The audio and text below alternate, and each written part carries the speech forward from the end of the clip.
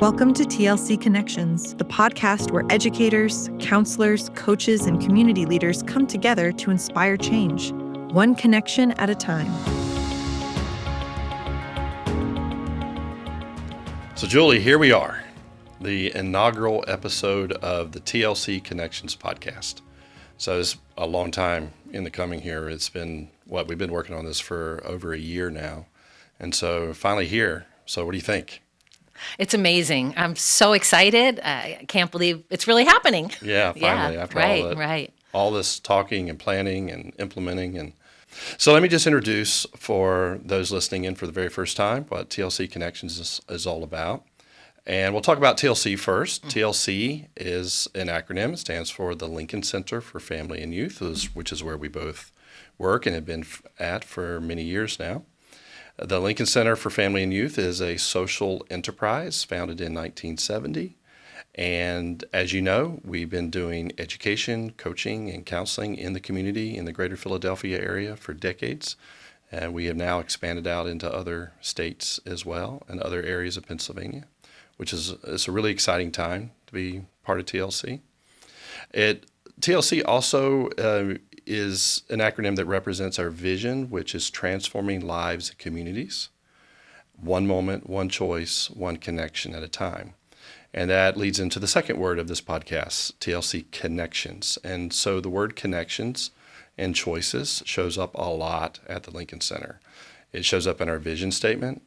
It also shows up in our mission statement. And it even shows up in many of our programs. And as you know, Julie, we have a Connections program and a Choices program. And so why Connections and why Choices? Well, our belief at the Lincoln Center is that, as the vision statement states, every moment matters. And in that moment, someone can choose, you can make a choice, or someone else in your network can make a choice. And because we're all connected, and there's so many things that are connected that we never even fully realize how much things are connected. One little choice can reverberate throughout that connected system. We call that here at the Lincoln Center the butterfly effect. And so one choice can literally change the trajectory of someone's life because of all of those connections. And so TLC Connections, the podcast, is all about sharing stories of moments in time in someone's life that has had a profound impact.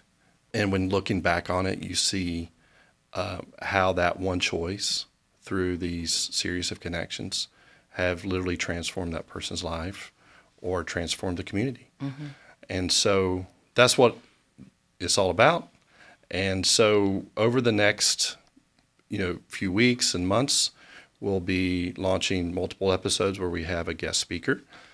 Today it's just me and you. Mm-hmm. And so Julie, you and I are the co-host for this podcast. And so for future sessions, we'll alternate. You'll be speaking with a guest, and I'll be speaking with a guest the following time. What they'll all have in common is we'll be sharing stories of choices and connections. Mm-hmm. And we'll also be talking to thought leaders in education, coaching, and counseling, which is all about the mission of what the Lincoln Center does. So Julie, why don't you just introduce yourself, tell us a little bit about who you are, when you joined the Lincoln Center, and in the spirit of choices and connections, if you can think back on a time where you made a choice or someone else made a choice that significantly impacted you, or a connection that you made that made a significant change in your life, I'd be interested in hearing that story. Sure. Yeah. I just get still just filled with such excitement to be here. And also the intro to this, GT, when you talk about connections, like that just resonates with me so much personally and professionally, and that we live it here at TLC. I mean, just this morning, having coffee talk in the morning and sharing stories, and out of that, different choices and frankly, business. I mean, my role here now is in development. I do other things. I do some clinical supervision. I worked with TLC in a prior role that I had, and have always been so impressed with the organization that I'm so proud and excited to not only be working with and for TLC and then to be co-hosting these podcasts. Yeah. So connections are really powerful in so many realms, like I said, personally, professionally, and development. And when we talk at the counseling piece, I'm also a licensed clinician. A real powerful story and catalyst in my life. I was 14 years old. My first cousin, he was 7 years older, and he died by suicide. And I remember my aunt taking me into her bedroom and reading me the letter that he had left.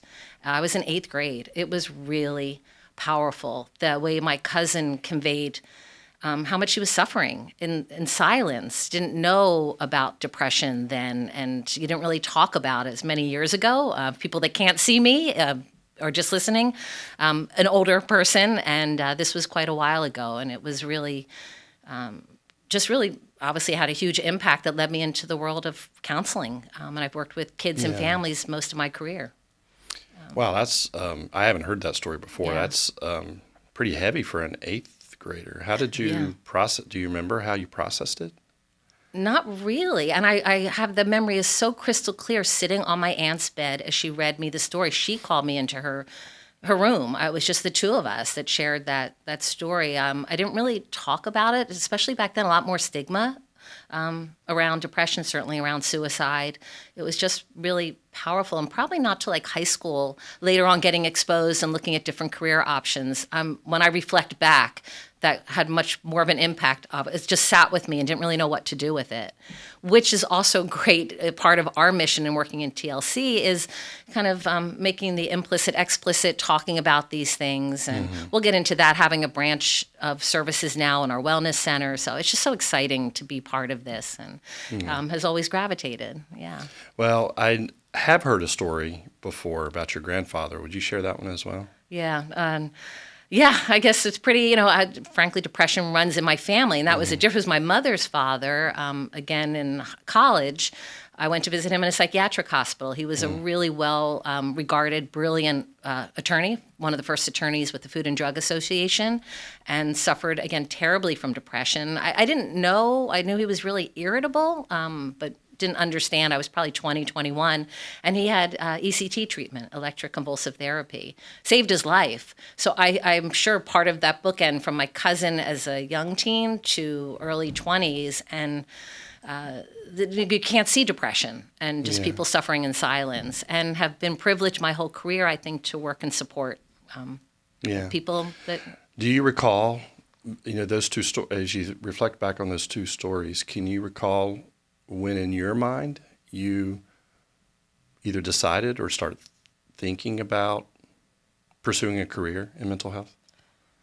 I started volunteering a little bit, and through college. I mean, my undergrad was in education, but some of the experiences in the human services realm. And I think then being able to disclose it, and even at a younger age, taking away some of that stigma, because people suffer in silence, and trying to be that vessel of hope when people are, depression. Now we can talk about it, but suicide is final. It's sad. Yeah. Like I said, that first story I hadn't heard before. The grandfather story I had heard, but it was interesting, the two stories, how they contrast. One ended tragically. The other one started off as a tragic story, but through this therapy, saved his life. Yeah. No, he lived till he was 87 years old. Yeah. And I know with you, your background, well, so many different. We've talked, of course, through my time here, your experiences from education, leadership, business, how your passion has brought you here. Can you also share a story that really was a catalyst in your life? Yeah, so I do recall a specific moment in time when I knew what I wanted to be when I grew up. And that was actually in the 8th grade. And so I went to a K-8 school, and in the 8th grade is when towards the end of that final year, is when you scheduled classes for the upcoming year at high school. Mm-hmm. And back in those days, you signed up for what they called regular classes, which was basically the non-college track, or you signed up for CP classes, which was college prep. And I signed up for regular classes because that seemed like the path of least resistance. Most of my friends who I had hung out with were signing up for those classes as well. And I recall getting called into the guidance counselor's office. In fact, the announcement came out over the loudspeaker system, and it said, G.T. Freeman, please report to the guidance counselor's office immediately. And my first thought was I was in trouble. And turns out I was not in trouble. He had noticed that I had signed up for regular classes. He also noticed in me, by looking at my transcripts and all the paperwork on my file, basically, he saw a lot more potential than that. He saw a potential to go into college. And so as called counselors now, back then they were called guidance counselors, he literally guided me through a decision-making process and educated me on what college was. Were you the first in your family to go to college? I was. At home, I never was told about college. College is where you went to play college basketball. I was born and raised in North Carolina, and college basketball, Duke University and NC State University, UNC Chapel Hill. There was basketball rivalries that go back decades.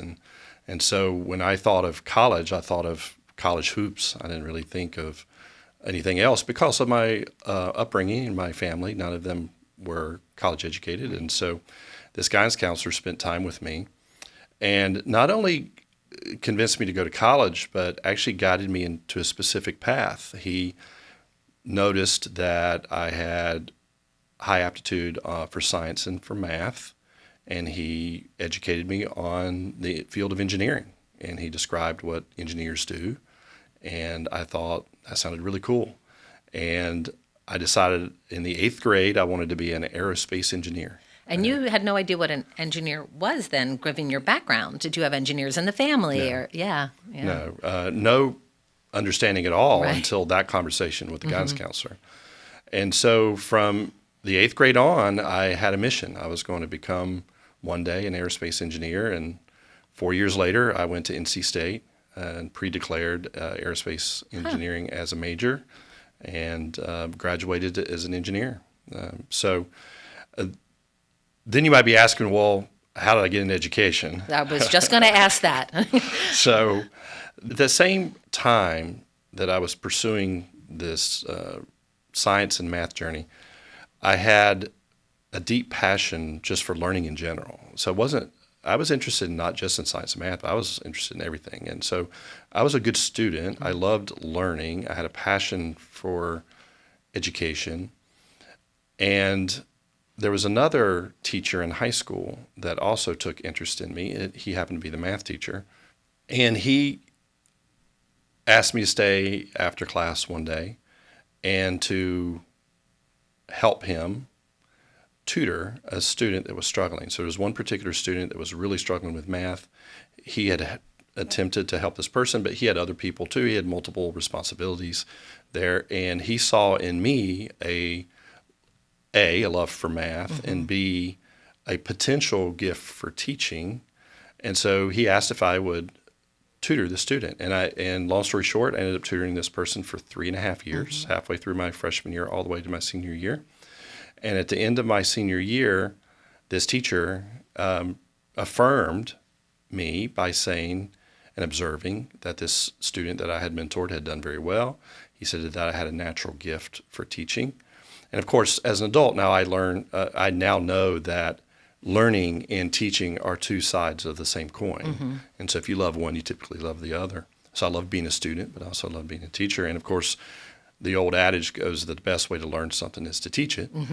And so that's where I really developed a passion for teaching and for education, was in high school. However, at the time, I grew up in a very poor family, and I was very motivated by money. And so I knew that engineers paid more than teachers. Yeah. And so even though I continued on as an engineer, and I spent almost 10 years as an engineer, in the back of my mind, I always knew that one day I would go into education. Were you teaching at all during those 10 years? Because I know that you're teaching now, and that's been part of your life. But those 10 years was strictly engineering?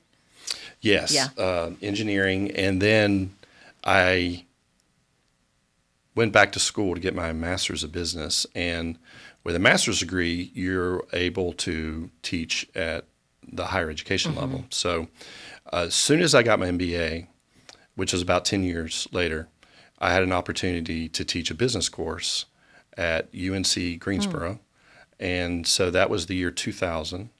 And so I loved being in the classroom. And it was an MBA elective. It was a strategy course. And that really sparked this desire to go into education formally. So off and on for the last 24 years, I have been an adjunct at various universities, and I'm currently adjuncting at Eastern University, which is here in the greater Philadelphia area.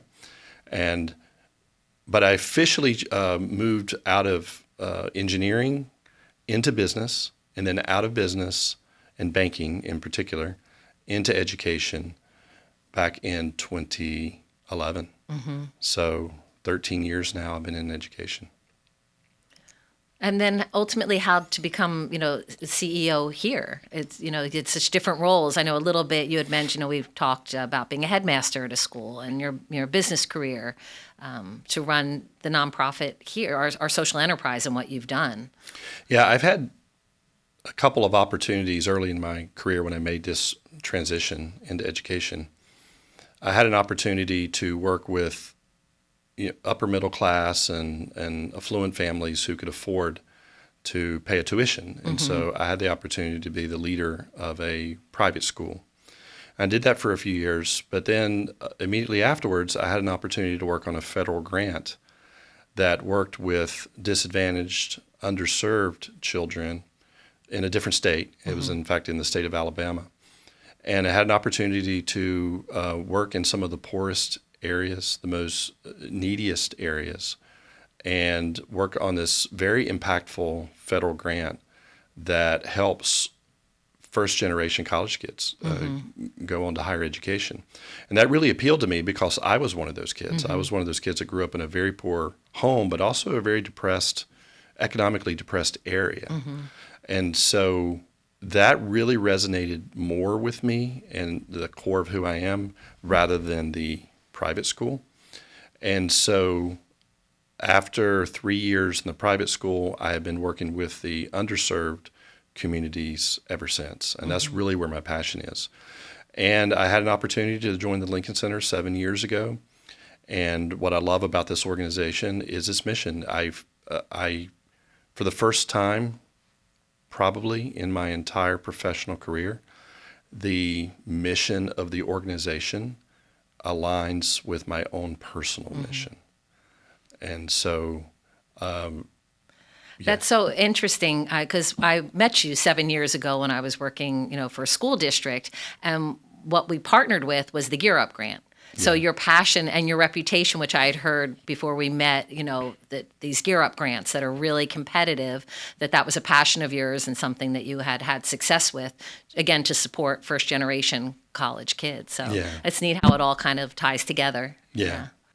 Really, it's just so exciting. And I know that we know each other and we talk about some things, certainly working together. But in this context and having the opportunity to share, I appreciate it. Thank you. Well, I like telling stories. Yeah. What's interesting, though, is going forward, you and I are going to be in the host and co-host role. So we're going to be asking a lot of questions. And so this might be the last time we actually have an opportunity to talk about ourselves for a while. Yeah. For the audience who's listening in for the first time, what the future sessions will look like is we'll have a guest and we'll be interviewing various people in this education, coaching, and counseling spaces. So we'll be talking to superintendents and principals and director of pupil services, all in the K-12 space.